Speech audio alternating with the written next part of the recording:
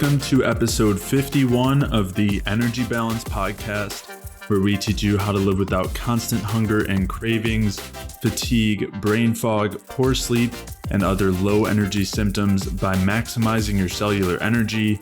I'm Jay Feldman. I'm a health coach and independent health researcher, and joining me again today is my good friend Mike Fave.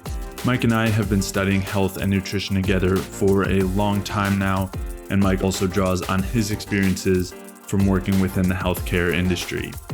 Today's episode will be part 3 of our series on men's hormonal health, where we've been discussing how you can improve men's hormonal health from the bioenergetic view. In part 1 of this series, we discussed calorie deficiencies, carbohydrate deficiencies, and protein excess, and how these interfere with men's hormonal health. And then part 2, we talked about how you can increase testosterone with saturated fats and also how you can decrease estrogen.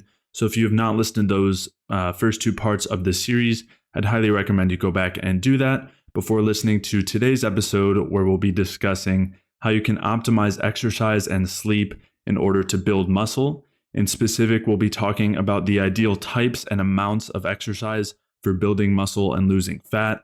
We'll also be talking about whether exercise is the primary determinant of body composition and muscle mass. We'll discuss the minimum effective dose of weightlifting to build muscle, why stress and damage are not prerequisites for muscle building, and also some alternatives to weightlifting that will also lead to muscle growth, fat loss, and improvements in hormonal health. And this also includes a movement system called functional patterns that we'll be talking about a little bit. And then lastly, we'll be discussing why having six-pack abs does not necessarily mean that someone is healthy.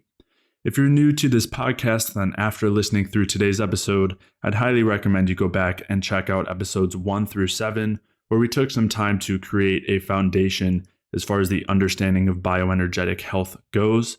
To check out the show notes for today's episode, you can head over to jayfeldmanwellness.com/podcast, where you can take a look at the studies and articles and anything else that we discuss or reference throughout today's episode.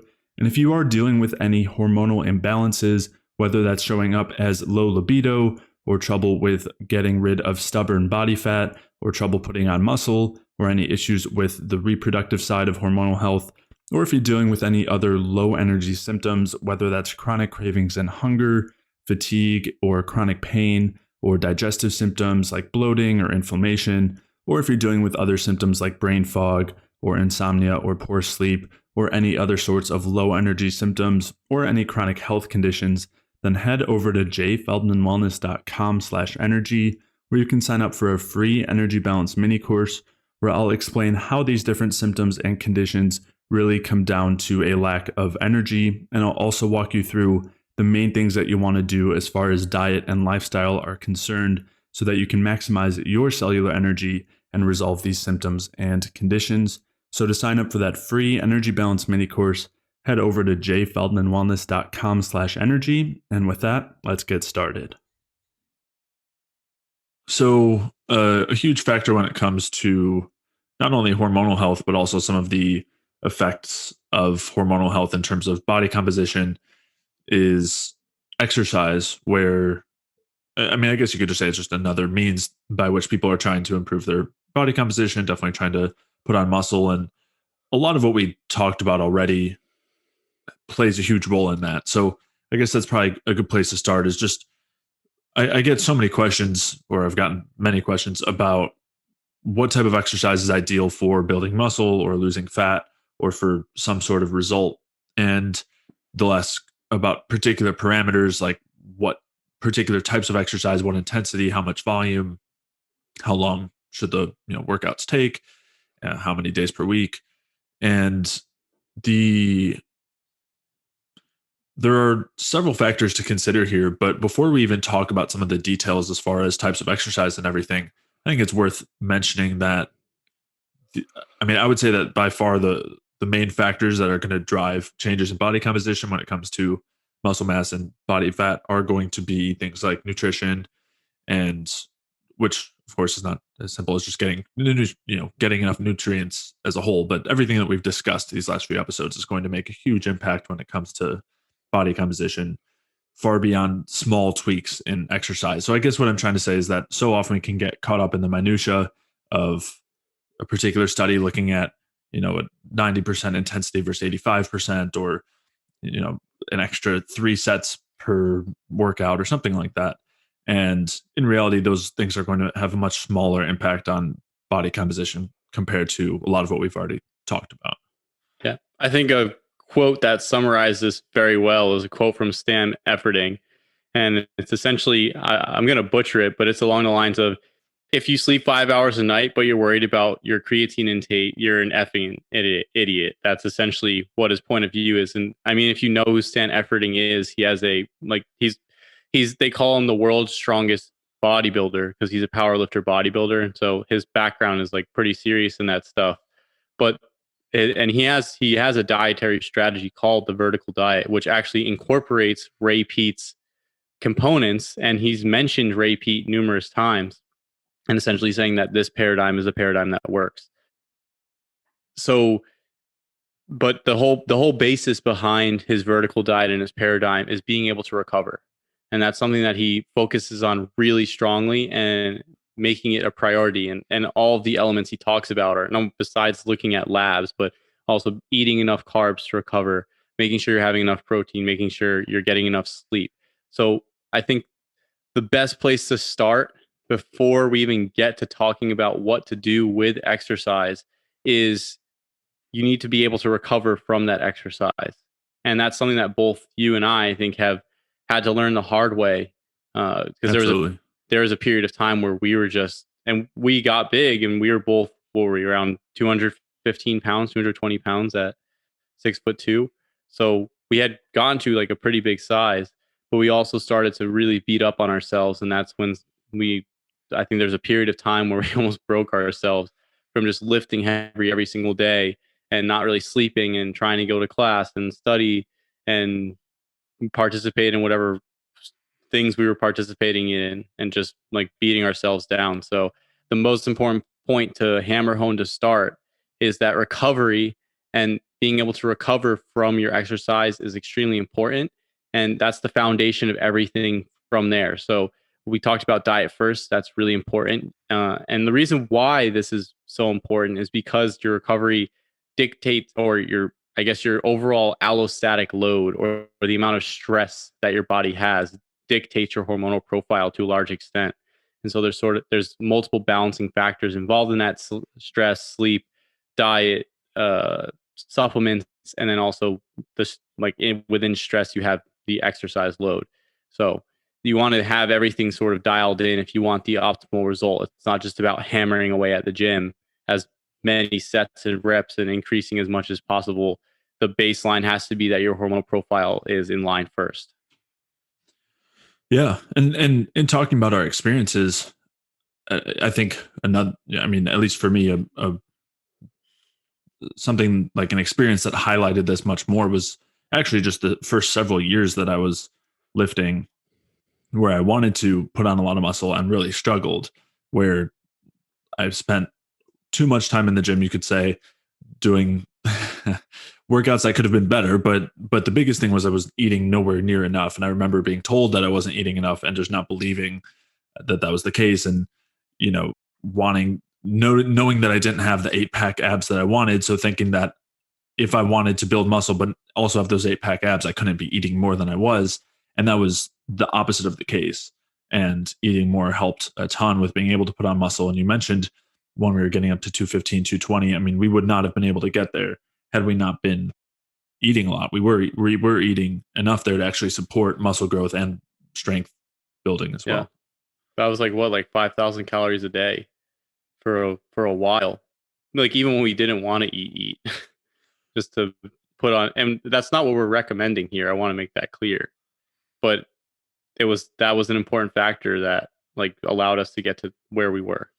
Right. And talking about kind of forcing yourself to eat, I mean, I did have to do that originally, when we're talking, I don't know, it was maybe in high school at the time.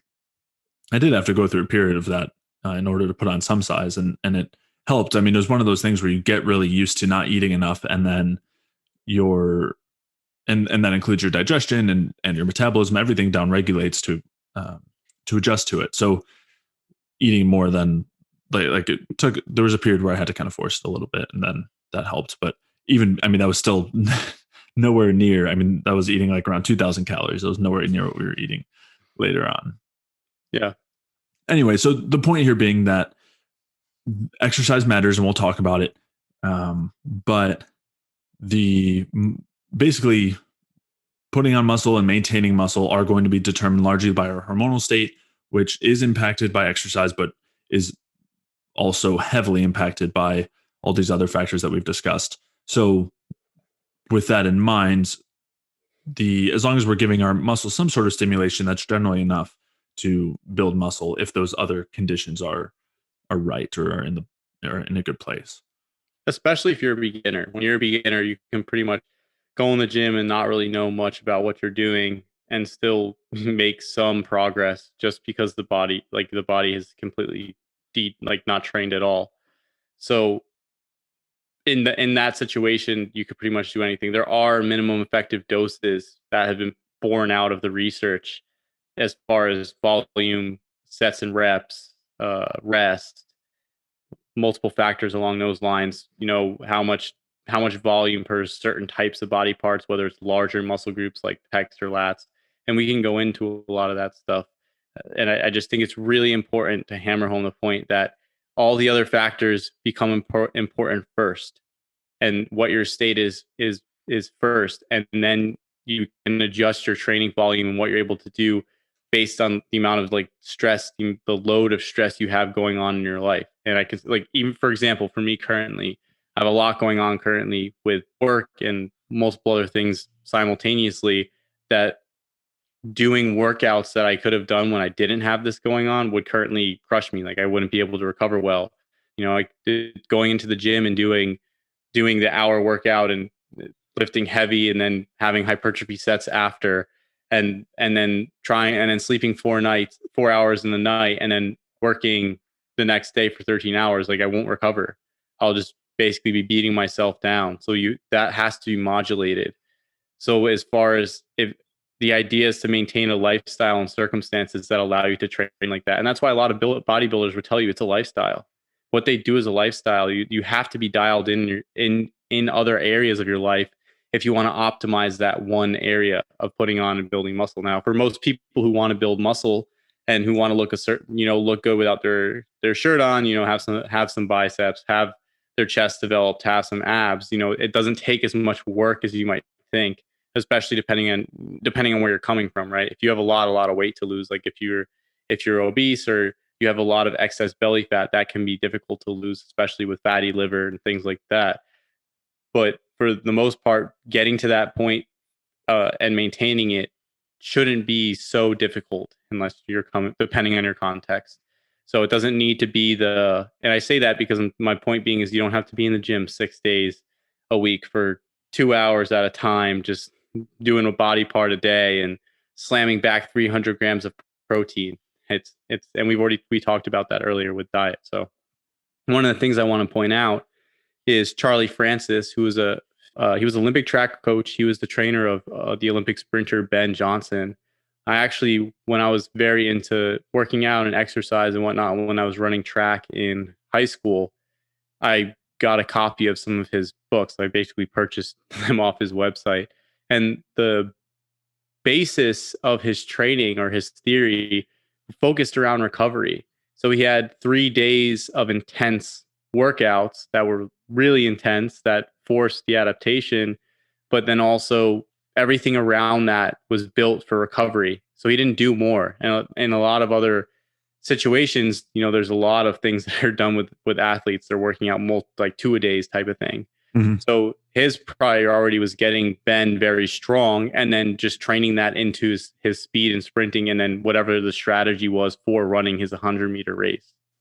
So, and that's where I started to see the importance of that. And he had this whole regimen of massage and diet and sleep and days off that was extremely, and then adjusting volume based on what was going on in the different times of the season, right? So if you're in the off season, you can ramp volume up, you can work harder, and then when you're in your actual running season, you would peak up to it, and you would you wouldn't work as hard when you were at your peak, when you had to run a race. And that ideology is becoming more prevalent now. You're starting to see that in the powerlifting sphere. You're starting to see that in, that's basically where the idea of periodization comes from, is creating blocks or periods of different types of training to allow recovery for different systems and to optimize different systems at different times.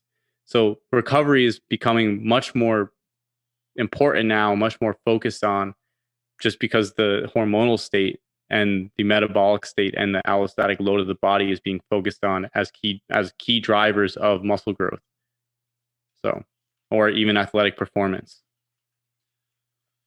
Yeah. And another example of that too, which this was just in talking about our experiences similar to yours. I remember finding Dorian Yates, who's a bodybuilder, and following his workouts, and one of his main tenets was just much lower volume. And there were some other factors as well.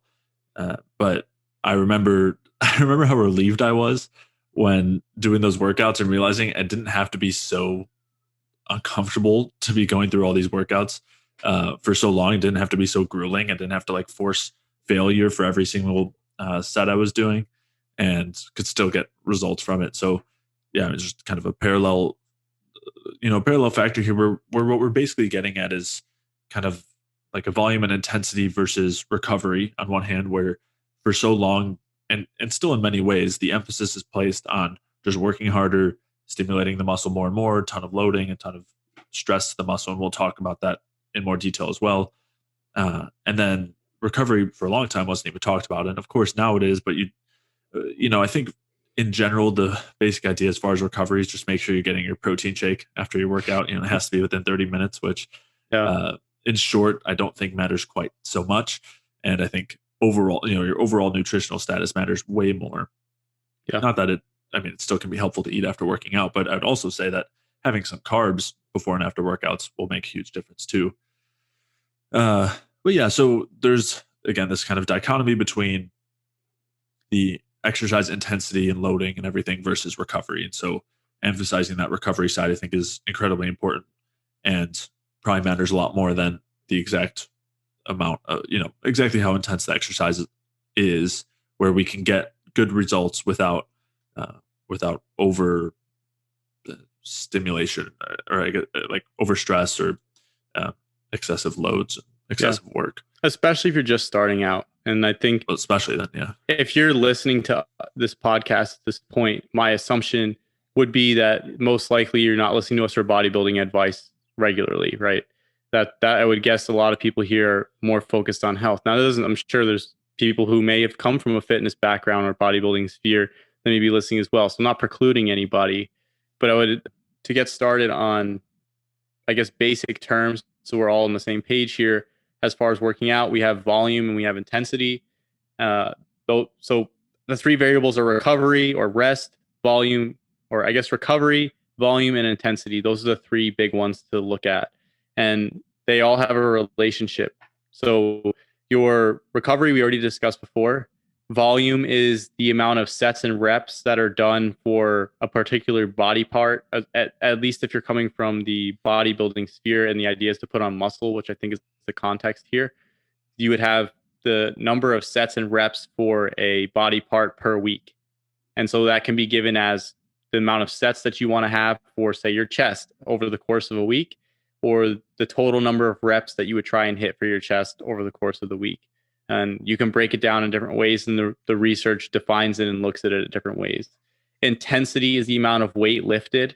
So it's usually a percentage of 1 rep max. So 90% of your 1 rep max. If your 1 rep max is 100 pounds on your bench press, then 90% would be 90 pounds. And then with each percentage, there's a certain number of reps that tends to go with that percentage, right? So if you're going to do 3 reps, I think it's usually like 93% of your 1 rep max, right? So you would do your 90, if you're doing dumbbells, you can't break it up as much. So if you had 90-pound dumbbells, if you wanted to do your 93% for 3 reps, you would do the 90s for 3 reps, right? If your 1 rep max was 100. If your 1 rep max is 100, and you want to do 3 reps, you would do the 90-pound dumbbells 3 times. So based on the percentage of the 1 rep max, you basically get a gauge of what weight would work for you. So was that clear enough? Yeah. Okay. So with volume and intensity, they kind of have it's not necessarily an inverse relationship, but the more intense you go, the less volume you technically can handle up to a point. It's not exactly inverse, right? It's just, and it makes sense that if you're going to be, you can't lift heavy weights for every set all day long. There's only so much that your body, particularly your nervous system with the heavy weights, can handle. Because that's usually, as far as the theory behind it, the nervous system is what fatigues with heavier weightlifting. And then obviously there's a strain on your joints, like a pretty heavy strain on your joints. So that needs to be kept in mind. With hypertrophy training, or with a focus more towards volume, you get more volume in total, but the weight is lower because you're doing more volume. So they tend to, that's sort of the crossover, right? So if you want to, and so that doesn't mean that you only choose between hypertrophy or you choose for intensity. Basically, there's like a happy medium depending on what you want to do. So with hypertrophy training, the idea of 3 sets of 8 or 3 sets of 10 or 3 sets of 12 or those, that's generally the range that has been found for the most part. I mean, there's studies all over the place for that, but like if you wanted to sort of average it out and just get a general idea, the idea of 3 sets of 10 is where you would see, like for a typical exercise like bench press would be considered hypertrophy.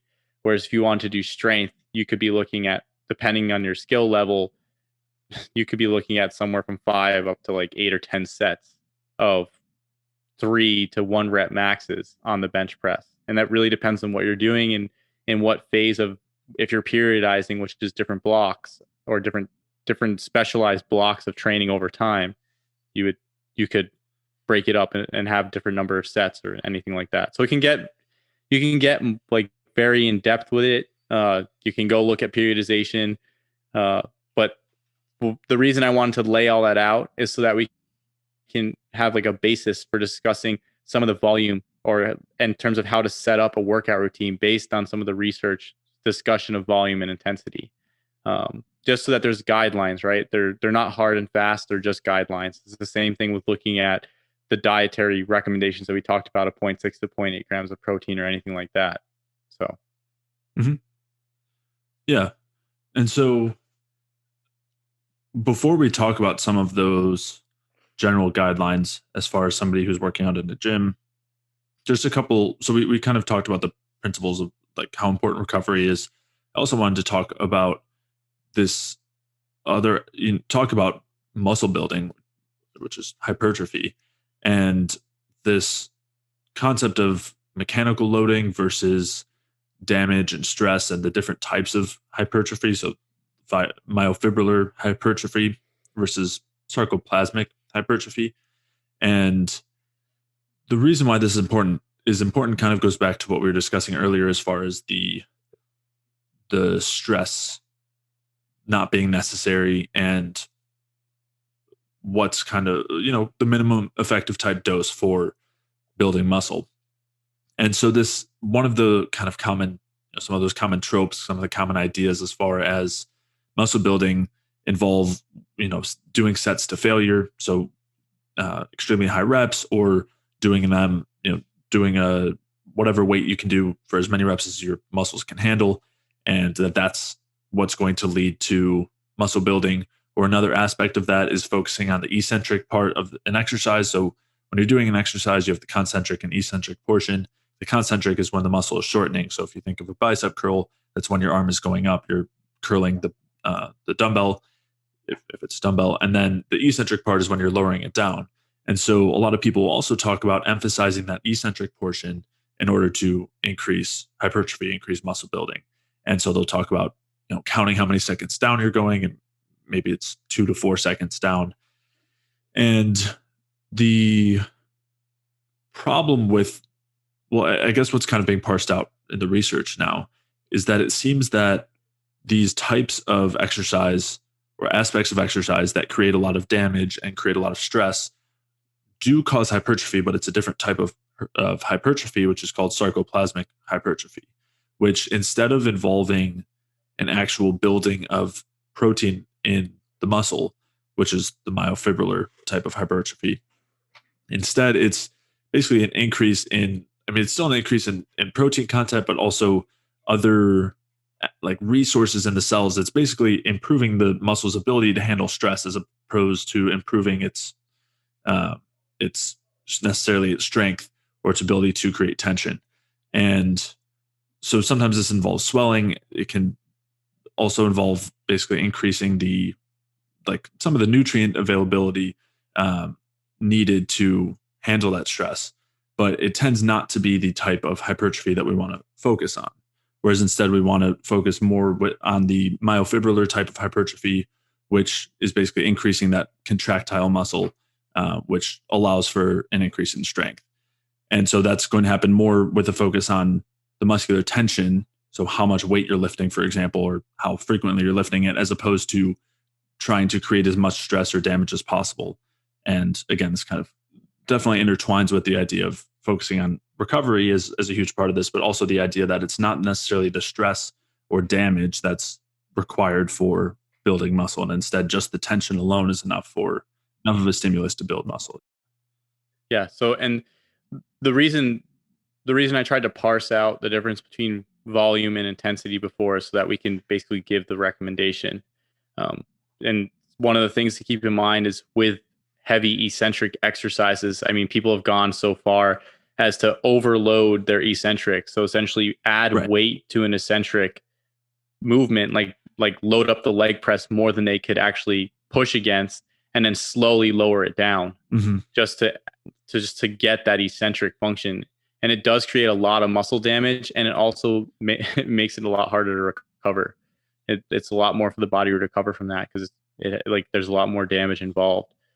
So basically, with that said, we don't want, we're, at least as far as our opinion goes, not in favor of that, of using heavy amounts of eccentrics and creating massive amount of muscle damage. What we want to do from our perspective is to basically create a stimulus that induces muscle growth without inducing tons of damage. And this has been discussed by within the field, within the exercise or the fitness industry, as the idea that you don't necessarily need to create tons of muscle damage for the muscle to grow or to stimulate muscle growth, but you do need to stimulate the muscles. So what does stimulating the muscle look like? What does that look like in objective terms?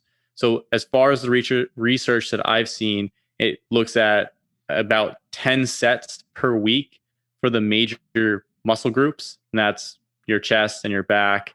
So that'd be pecs, lats, quads, hamstrings, glutes. There's effect from going more than that for some people, and some people require less. It looks at there's like a benefit of doing it twice, hitting those muscle groups twice per week instead of just once per week. So breaking those, say you do your chest and back, you would do it twice a week. Instead of having 10 sets of chest on one day, you would have 5 sets of chest one day and 5 sets of chest another day, right?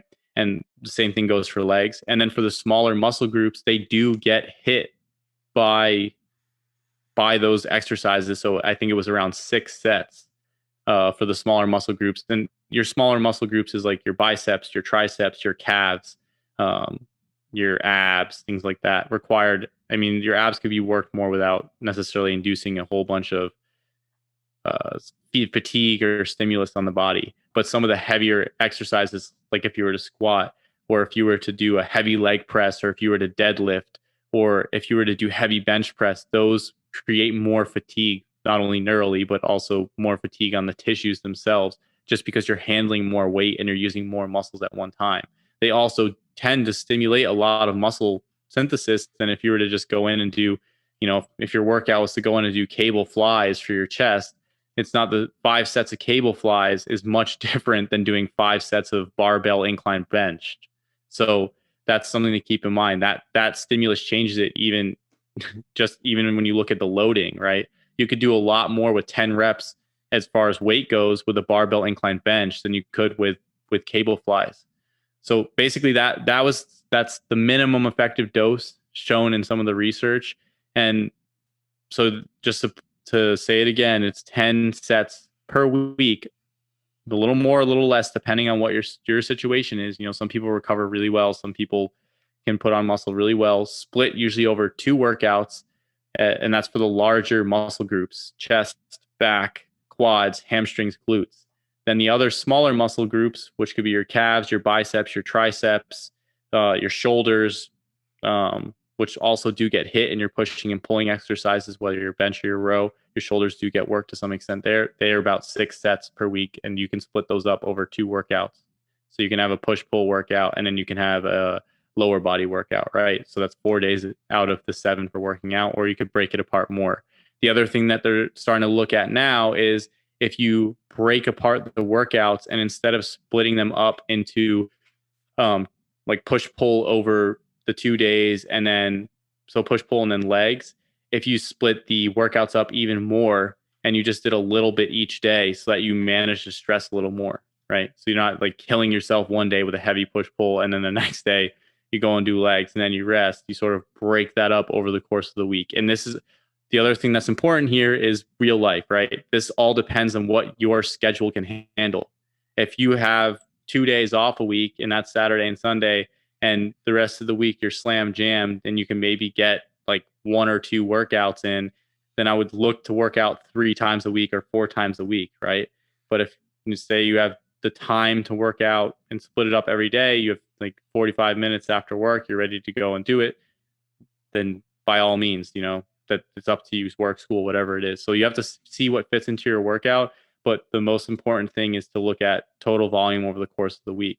Now, with that said, with that total volume, what are we looking at as far as weight that we're lifting? For the hypertrophy or muscle gain, what they're looking at there is for about, I think it was 8 to 12 reps. And then, so you do 8 to 12 reps of bench press for 3 sets in one workout. And then you can do 2 sets of cable flies for, you can go a little higher. You can go a little higher on the rep range there, maybe 12 to 15 reps. And that's one workout for chest. And then the next workout, you could do decline bench and dips, right? So the idea is to stay sort of between the 8 to 12, and that's for your 5 sets. But it is in that you don't have to only do one exercise for 5 sets either, right? You can break it up. So it could be bench and flies, it could be decline bench and dips. Depends on what you want to do, what you're trying to shape, what you're trying to focus on. And then from there, the other thing I would say is you can also build in some strength work into this program. So you can do like a 5-3-1 type of deal where you're doing 3 sets of 5, 3 sets of 3, and then 3 sets of 1 and working on percentages. And so, for example, you would be looking at something like your barbell bench press, right? With your barbell bench press, 1 week you would do 3 sets of 5 reps. The next week be 3 sets of 3. And then the final week would be, 5-3-1. So it's not 3 sets of 1, it's 5-3-1, you peak. And then you take, after that, you would deload, which we'll talk about after. And you could, after you did something like that, you can put in some hypertrophy sets to meet that weekly volume. And that's, I think, what people call, to some extent, power building, where you have some powerlifting in there. So you're working on strength and you're working on increasing strength, but also have some hypertrophy in there as well. So those are all options to play with. I threw a lot of ideas out there. So, and that's sort of how I've set up my workouts in the past. And I know that's how you set up your workouts in the past, particularly for bodybuilding stuff. So just something to keep in mind there. And that was something that actually worked for us pretty well because we were increasing strength.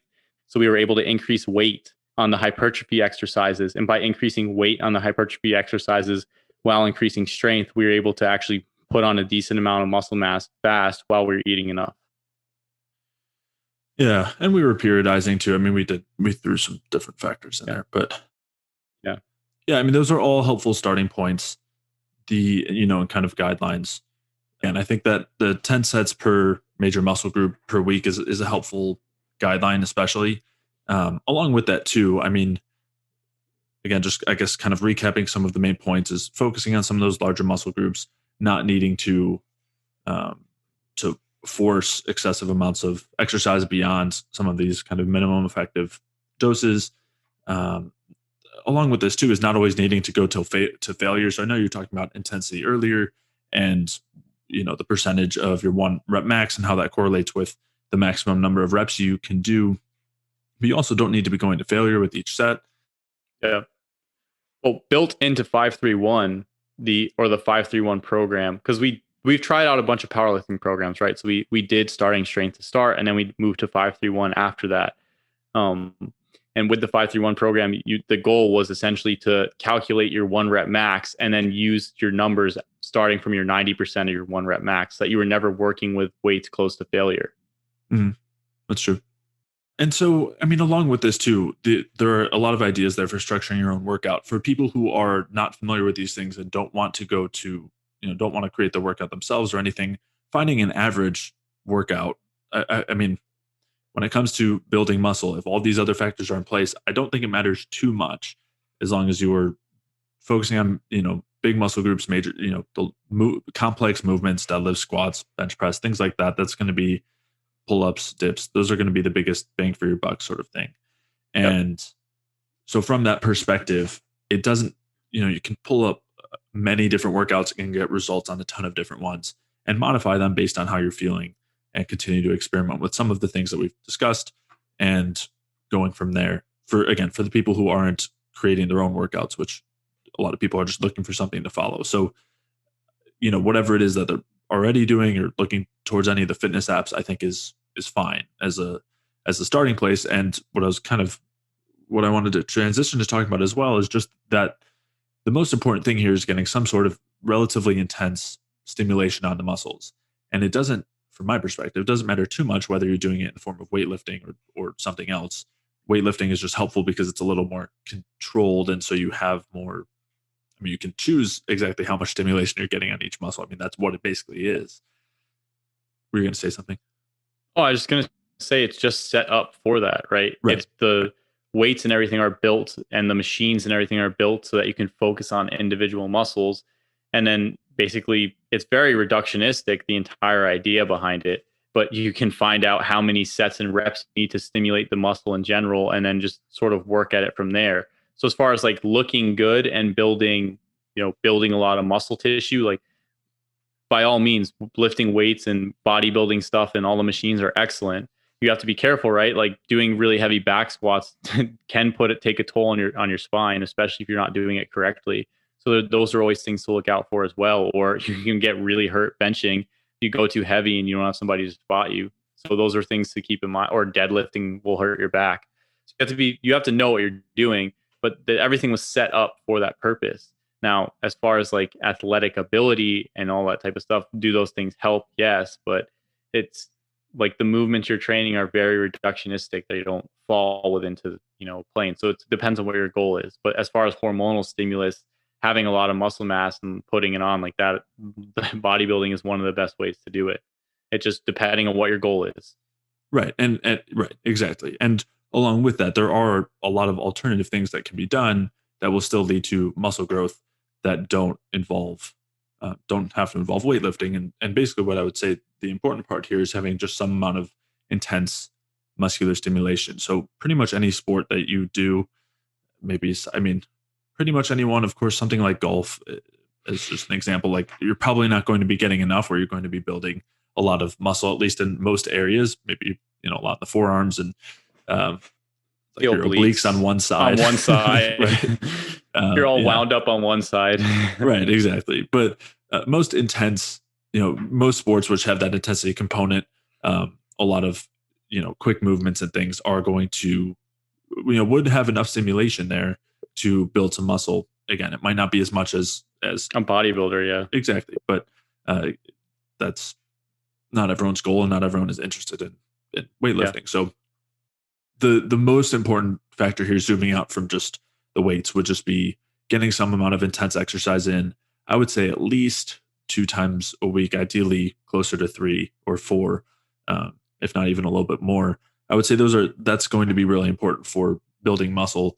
And again, there's a lot of options there. You can try something new as far as sports go. Yeah, martial arts. Yeah, martial arts is always a great one, and that can include boxing and kickboxing and all of that. Tennis and swimming and I don't know. There's a lot of options. Basketball, whatever. Yeah. There's sprinting if you want. One thing I would Right. say to stay away from is long distance running. If as far as building muscle or having a positive hormonal response, I don't think that that's a good thing. Right. And that's just based on the research. I mean, I do have a bias. I hate long distance running. I'll just put it out there, right? I never liked endurance sports or exercise. So take what you will from that, right? I've been in the gym. I never ran on a treadmill. So, Well, I ran a lot for sports, and also, well, I guess most of it was for sports, but I taught yeah. myself to semi like running, and even coming from me, I would say the same thing, that I don't think it's too helpful. Again, but long distance running is relative, right? I mean, a mile or two might be fine for most people or some people who are trained for it, but that doesn't mean like running half marathons or marathons is a good idea. I think in general they're probably not going to be, as opposed to sprints, which I know you mentioned, which I think are probably a much better idea. Especially from this hormonal health perspective, right? Like Right. the whole context of this current podcast is about increasing androgens and things that you can do for that. And movement and exercise is a big one. And the reason why bodybuilding is such a big one is because since it's so reductionistic, you have a lot of control over variables, and you have a lot of control over how much volume you can do here and there, right? So you can make determinations and tweaks very easily. And it also, having high androgens tends to go with having a six pack, having a big chest, having built arms, having a thick back, all that type of stuff. Like that is a stereotype for, oh, this guy's really androgenic. Whether or not, I mean, in different fields, if you go if you go into Muay Thai or Jiu-Jitsu and you're a big bodybuilder and you're going in there, as far as Muay Thai and Jiu-Jitsu, you'll get wrecked for the most part, right? And this goes with a training principle I think is really important to mention, is specificity, right? So whatever you train for specifically is what you're going to be good at. So just because you get big in the gym doesn't necessarily mean you're going to be good at throwing a punch. And that's because different systems are being trained. Just because you can squat 400, 500 pounds doesn't mean you're going to be a great sprinter. It can help. Those things can definitely help, but the specificity principle is important as well. So if, as far as increasing androgens or anything like that, getting in a lot of these exercises, a lot of exercise in general can help, but you have to keep in mind, okay, so say I want to increase my testosterone and whatever, I want to lower my cortisol, whatever the whole goal is as far as following the podcast is here, you have to keep in mind, like, how do you want to do that? Do you also want to get good at boxing? Well, then I would focus on boxing. I wouldn't try to think that you're going to get good at boxing by going and getting big in the gym. That would be secondary to go and focusing on boxing. And the stimulus from a lot of these exercises is good in general. I mean, although getting punched in the head or getting getting choked out a lot in jiu-jitsu is not a good thing. And I actually had like damage in my neck from doing jiu-jitsu for the 1 year when I was in the past year. So I wouldn't say it's necessarily like, you have to be careful what you're doing with that as well. So just choose wisely on what your exercise choice is, and the exercise stimulus in general is important. Yeah. So we have, just to clarify, like we have this one component of getting some intense exercise in, which is worth getting in on, several times a week. And then in addition to that, and I guess, so before we talk about the next component of exercise and movement, I do want to also mention that I think functional patterns it's a movement system, basically, that in like a form of exercise, if you will, that I think is worth looking into for people who want to focus more on being able to move well and perform exercises that are built around human movement, as opposed to what you mentioned earlier with weightlifting, where a lot of the movements are based around either stimulating a particular muscle in a particular range of motion for reductionist purposes of just building the size of that muscle, or it's built around moving large amounts of weight in certain planes of motion for, you could following say the mile. Go ahead. I was just going to say, you could say no reason other than the egotistical boost of being able to lift a lot of weight, but there's the whole competition aspect of that. That's but the functional patterns follows to a large extent Thomas Meyer's work with myofascial lines, which is also like a really interesting concept. So I would say functional patterns to some extent is almost like the Ray Peat of exercise, if you want to put it that way, just like the way of thinking. It has a more integrated, holistic sense of thinking. But and it really, again, it all comes down to what your goals are, right? If you want to be a better mover. And can you build muscle with functional patterns? Yeah, I'm sure you can. There's some guys who work in the functional pattern or are trained in the functional pattern sphere, have a decent amount of muscle mass. I mean, a lot of them are wrestlers though, which is a different story, but there's different context there. But you can build muscle with that. I don't think it's going to come on as quick as if you hopped on a bodybuilding regimen. So we really have to narrow down what your goals are with exercise. But the overarching goal, I know we keep saying, is just that the stimulus is important itself, right? So getting some exercise is important itself. And for people who don't really want to exercise that hard or are not necessarily interested in exercising, hiking, going for a walk, throwing a frisbee around, playing with your dog, all just moving in general is very helpful. Getting some time in the sun, going for a swim at the beach, all of those are exercise, without necessarily having to be this idea. And I think we've talked about this before, this idea of like a structured, regimented program that is your exercise and that you have to do, right? It can just be something that you enjoy. I know a lot of people, I'm going to go play basketball with my friends every Friday night at the Y. That's something that's common for a lot of guys, just to stay in shape. And that's fine as well. For a lot of people, the enjoyment aspect is also really important. Absolutely. Some people really don't like working out in the gym. Just is how it is. Some people would much rather go play soccer with their boys or anything like that. Yeah, for sure. So with all that in mind, from the hormonal side, from the body composition side, having some intense exercise on a pretty regular basis is helpful.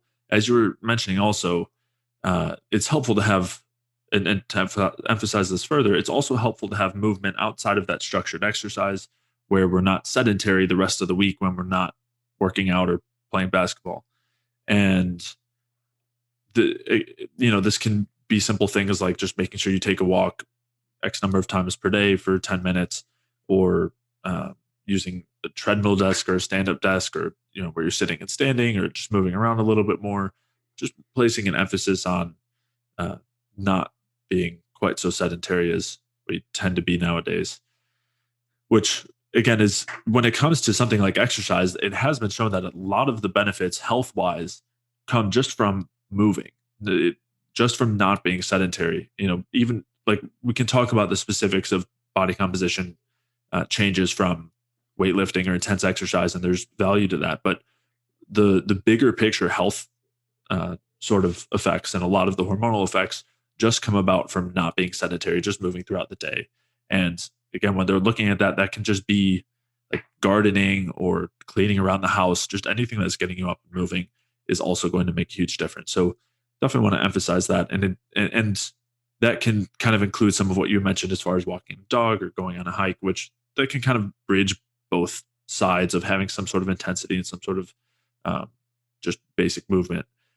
Yep. Yeah. And again, when it comes to intensity, that amount and the actual how intense it is going to vary for everybody as far as what's ideal for them. So yeah, just some principles that I think are all important to be keeping in mind there. Yeah. What can you handle at that point, right?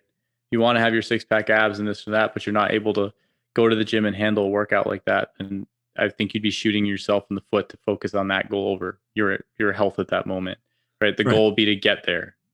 The goal would be to be able to get there at some point if that's something you really want to do.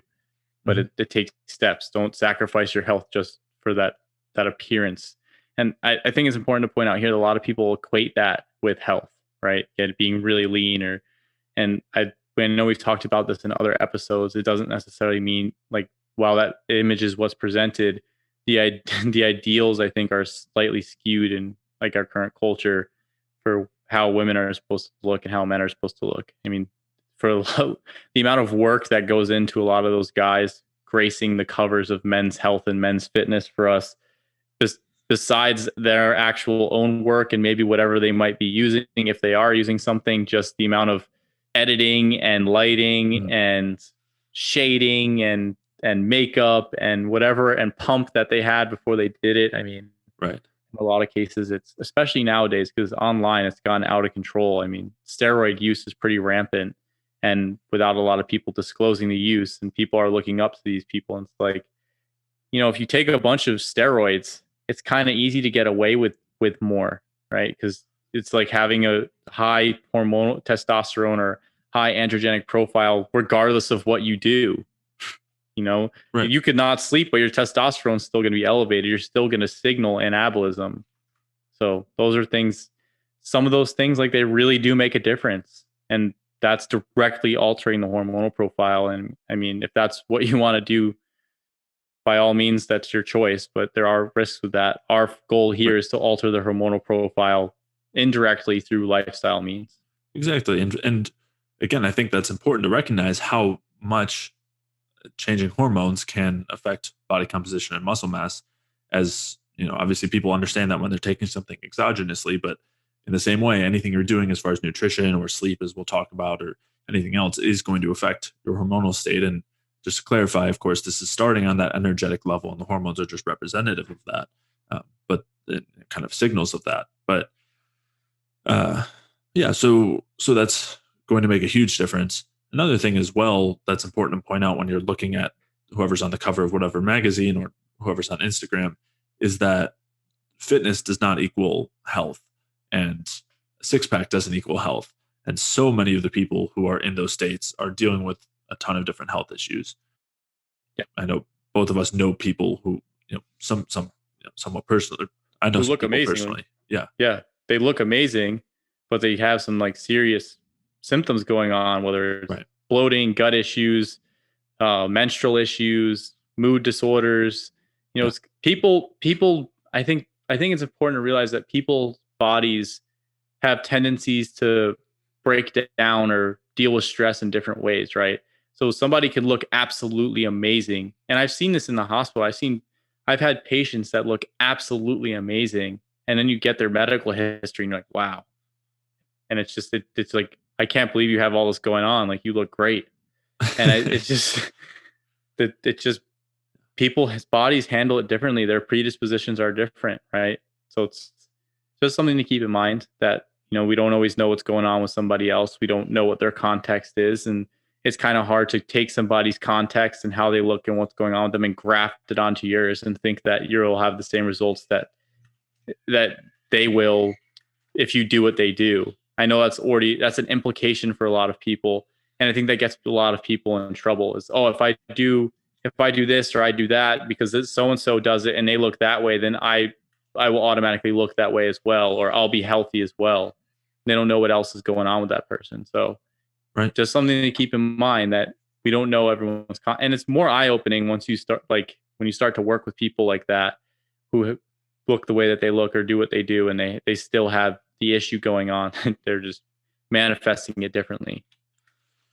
Yeah. And along with that too, is when you have this conception of that being your goal and the assumption that also means good health, it's important to note that improving body composition takes time, even if you're doing it in very unhealthy ways. It takes a long time to put on, or can, depending on where someone's coming from, it can take some time to drop body fat and put on muscle. But this is especially going to be the case if you're doing it in a way that tends to be supportive of your health. And what I mean there, I guess, again, I shouldn't necessarily say it like that, because it really does depend on where you're coming from. If you're coming from a decent place and metabolically you're doing well, you might be able to put on muscle and drop fat easily. But for somebody who's coming from a place that's much farther from that, they might be tempted to over exercise and undereat. And cardio is a huge part of this. I know we talked a little bit about long distance running, but a huge part of something I hear about all the time is fasted cardio as a quick way to lose fat, or as a way to help lose more body fat. And these sorts of things will help with body composition in the short term, but in the long term, they end up really degrading our health and disrupting our hormones pretty considerably, and leading to a ton of other symptoms and problems. And so we just want to keep that in mind when we're seeing these models as our goal, like remembering, as you were saying, or as we were talking about, that doesn't always mean that they're healthy, but instead wanting to improve our body composition with health in mind, and wanting to make sure that we're doing the things that are supportive of our health, rather than stressing ourselves out physiologically in order to lose body fat, which again may work in may and typically does work in the short term, but long term comes at a cost. Yeah. What's the cost? What are you trading for what you're doing? I think that's always, what's the risk versus the reward, right? I think that's really important to look at in pretty much any situation. Yeah. And this is, I mean, just to clarify too, this isn't even just risk. This is like a direct transaction. It's a trade. Yeah. It's a trade. Yeah. Yeah. Yeah.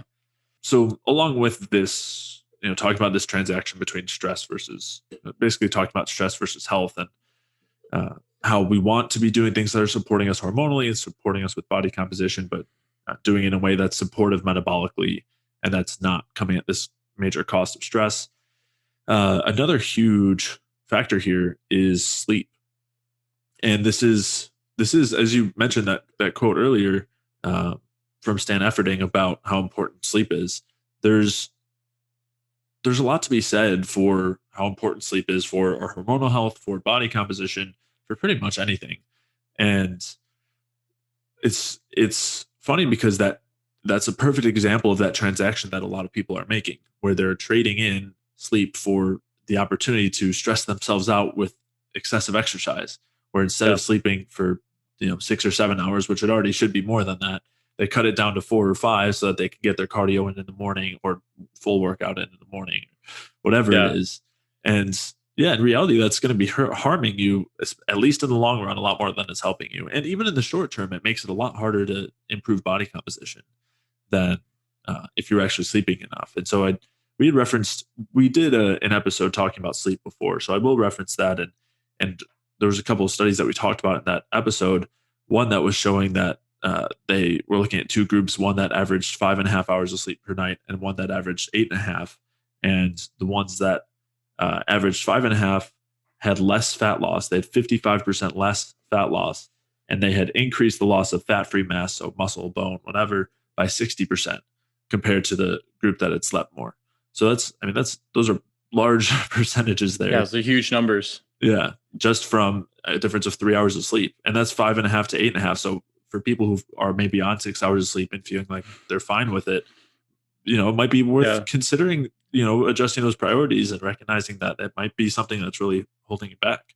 Or taking your current priorities into consideration, right? If you want to look a certain way and you want to perform a certain way, you need to sleep, right? Yeah. So getting that extra 3 hours may actually increase your productivity, and you will gain those 3 hours back during the day instead of staying up late. Although, to be fair, I think sometimes life just gets in the way, right? And I think both you and I, we know the benefits and we know the problems of not getting sleep. We've both read the research, and sometimes just the situations of life. I mean, we get it. There's times where I can only get 4 hours with what's going on between school and work and whatever else is going on, like managing everything. It's just I have this assignment, there's this essay I have to hand in, and it's due by 12 and needs to be done. And then I have to go to work tomorrow, wake up at 5. So it's not good. You definitely feel it, definitely beats down on you. But sometimes, sometimes it just is what it is. Ideally, the preference would be getting at least 7, 8, 9 hours of sleep, and then try and make it up the days later on. It's like, oh, I got 11 hours that day. I'll be all right. Yeah. No, I agree. I've gone through periods similar to that. I mean, I've gone through periods where I've either not emphasized my sleep as much, or just been, as you mentioned, in situations where it was, it fell lower down in priorities, however you want to put it. But having good, consistent sleep, I would say, is one of the main pillars of health, and one of the main factors that contributes to the way I feel day to day. I mean, it's massive. Yeah, it definitely beats down on you too over time. Yeah. And we've talked about this before, where a lot of people will say, "Oh, I can get by on that."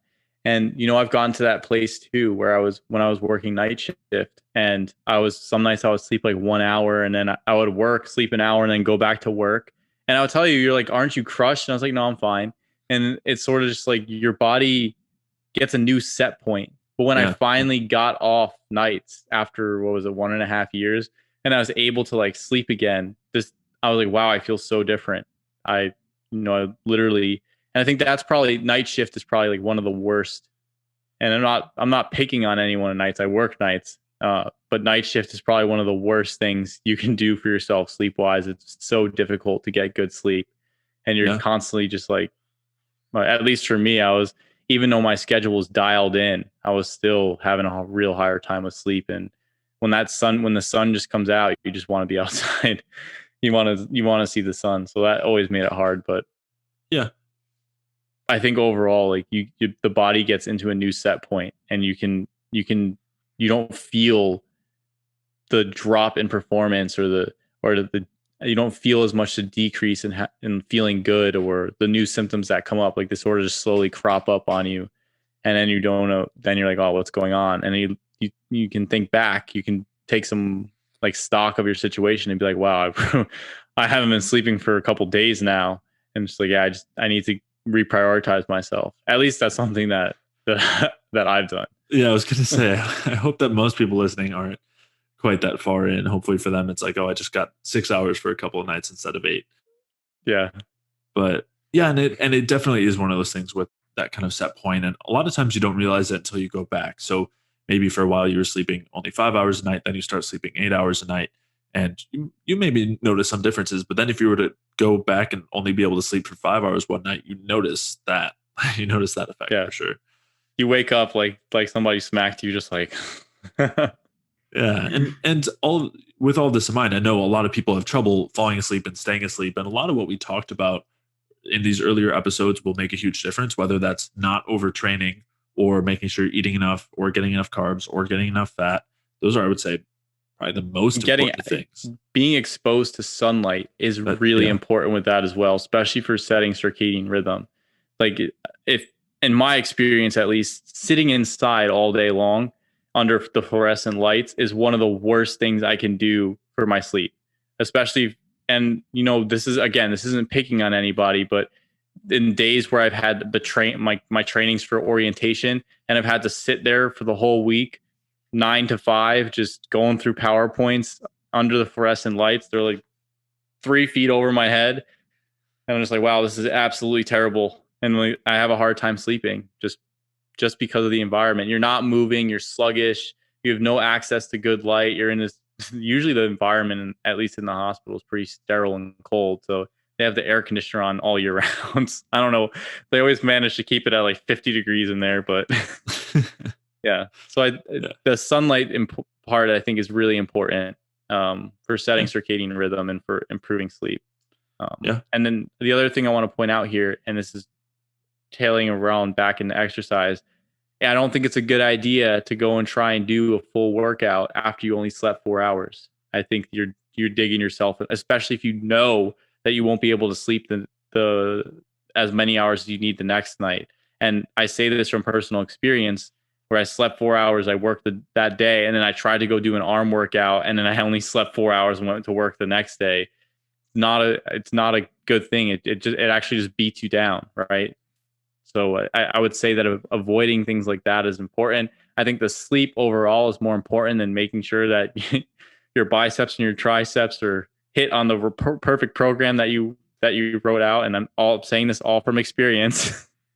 I think the top priorities, I would say, would probably be making sure that your sleep's in order, making sure that your diet's in order, and making sure that you can get some access to sunlight at some point, or manage your stress to some extent. So be able to have that time to unwind. I think that's also a really important one for a lot of people. And I also think that's a really important one for helping people sleep, that's personal.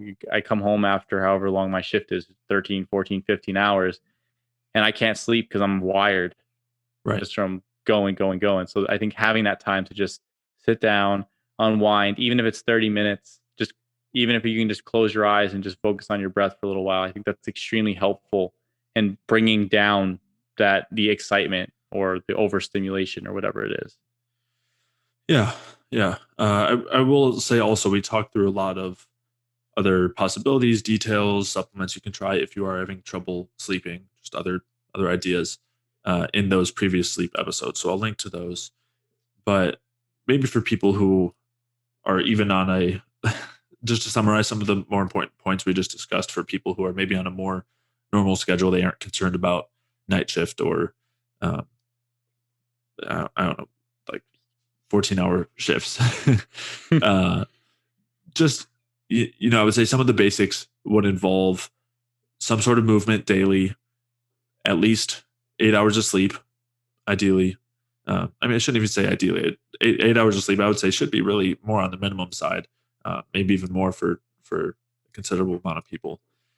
And so, and then some movement daily, some structured movement again, ideally a couple times per week or more. Again, as you mentioned, depending on how you're feeling, depending on where other aspects of your lifestyle are at, depending on how well you're recovering, which is huge. And we talked about the importance of recovery, but it's also worth mentioning that if you shouldn't leave the gym feeling like you had feeling low energy and fatigue. If you came in feeling good, you should still feel like you have some energy, some pep in your step when you're leaving. You shouldn't feel exhausted the rest of the day. You shouldn't feel exhausted the next day. If those things are happening, those are signs of overtraining. Another thing too is if you're, and this applies to the gym or sports or anything, I'm just saying gym. But if you're not excited about the exercise that you're going to be doing, then that can also be a sign of overtraining, or just a sign that you might want to try some other forms of exercise and try to find something you like. I know you talked about that just being really helpful from the stress side, and just because there's a lot of value in that sort of psychological or mental stimulation. But it's also helpful for being able to do something like helping with consistency, where a lot of times, people fall off after doing something for a while, and it might be because they're just forcing themselves to run or to lift weights when that's not what they want to do. If it's taking an excessive amount of willpower to do what you have to do, then it's time to reconsider what you're doing. Right. Unless you're really trying to reach some type of elite level with what's going on, right? If you want to step on stage as a bodybuilder, that requires extreme discipline and willpower, even if you're using drugs, even if you're using steroids, just because to get in that level of physique is kind of insane. And there's definitely sacrifices that need to be made, even health-wise. Now, if you just want to look good when you go to the beach and have, be lean and whatnot, it shouldn't necessarily be such a grind. Now, as far as enjoying what you do when you go to the gym, if everybody only focused on what they'd enjoyed, then nobody would do leg day. That might be true. Yeah. I'm just teasing. I'm just joking. Yeah. I just mean more like the experience of being at the gym and working out. Being something. Yeah. You don't have. I mean, I don't know. I liked working out legs, but I'm partly joking. I know. Sometimes I really like, if I know I have to work the next day, I don't want to do legs because I know I'm gonna be a little tired. Yeah. So, but that's also a good example of what we're talking about. Right. Right. So. Yeah, and again, we haven't talked about stress yet, and we'll get into it. But the exercise is also an opportunity to get rid of excess stress. It's an opportunity to have some social interaction, and that kind of all goes with enjoying it, and those things have a massive effect on everything, all the way down to body composition. Yeah. All right, that's going to wrap up part 3 of this series, discussing men's hormonal health. In part 4 of this series, we'll be discussing how you can lower stress and the relationship between stress and hormonal health. And then we'll also discuss the best supplements for men's hormonal health, and also the supplements that would better be avoided. So make sure to tune in for that episode. If you did enjoy today's episode, please leave a like or a comment if you're watching on YouTube. And if you're listening elsewhere and could leave a 5-star rating on iTunes or a review, all of those things do a lot to help support the podcast and are very much appreciated. To check out the show notes from today's episode, you can head over to jfeldmanwellness.com/podcast. You can take a look at the studies, articles, and anything else that we referenced throughout today's episode. And if you are dealing with any of the hormonal symptoms that we discussed throughout today's episode, whether that is trouble building muscle or trouble getting rid of stubborn body fat or any other hormonal imbalances that could be leading to a lack of libido or trouble with other aspects of reproductive health, or if you're dealing with any other low energy symptoms, whether that's chronic cravings and hunger, fatigue, brain fog, joint pain, or other forms of chronic pain, any digestive symptoms like bloating or inflammation, or a lack of sleep as we discussed today, whether that's insomnia or just not getting very deep sleep, or if you're dealing with any other low energy symptoms or chronic health conditions then head over to jfeldmanwellness.com/energy, where you can sign up for a free energy balance mini course where I'll explain how these different symptoms and conditions can be tied back to a lack of energy, and also what you can do about it using diet and lifestyle to maximize your cellular energy.